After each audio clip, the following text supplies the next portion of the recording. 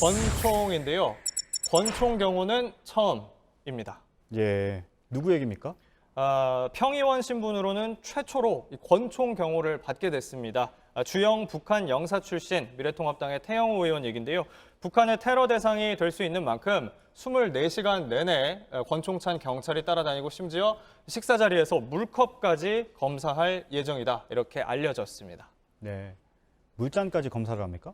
네, 혹시 모를 상황에 대비하기 위한 건데 예. 보좌진들 얘기가 좀 갈렸습니다. 어떤 보좌진은 같이 밥 먹을 때 물장까지 검사하는 경우는 보지 못했다고도 얘기를 해서 조금 확인은 필요합니다. 예. 국회에선 그런데 응급용 독극물 해독 키트까지 지금 준비하는 논의를 하고 있다고 합니다. 그래서 직접 경찰 쪽에 확인을 해봤습니다. 그랬더니 일정 수준 이상 정보를 가지고 있는 탈북민의 경우 무장경찰관 2명이 한 조로 경호를 한다고 합니다. 태영호 의원만 이런 것이 아니라 계속 그래왔다는 얘기입니다. 황장엽 전 노동당 비서를 비롯해서 고급 정보 갖고 있는 인사들 마찬가지였다는 설명입니다. 예. 태 의원은 대사관 공사 출신, 그러니까 고위급 인사였던 만큼 이런 조치를 하는 걸로 풀이가 됩니다. 예. 근데 국회의장도 이런 경우까지는 안 받잖아요. 네, 국회의장도 물론 무장한 경찰관의 경호를 받기는 하는데 예.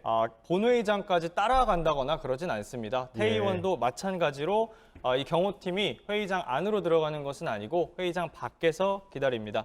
지난해 말에 예산안 통과된 직후에 이런 일이 있었습니다. 국회의장 경호원이 권총을 갖고 있다면서 당시 일부 자유한국당 의원들이 문제 제기를 했는데요.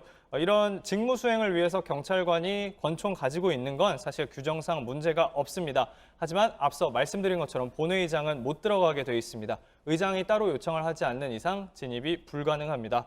이 때문에 국회 사무처는 태 의원을 경호하는 이 무장경찰 출입은 허가를 했지만 회의장 안에서는 국회 인력이 자체적으로 경호를 담당하기로 했습니다. 예. 제가 국회의장도 이런 경우까지는 안 받잖아요 라고 얘기하는 건 국회의장이 물잔을 검사했다는 얘기는 못 들어서 물론 확인을 더 해봐야 한다고 하지만 네. 어쨌든 그래서 했던 말이었습니다. 예. 다음 키워드 보죠.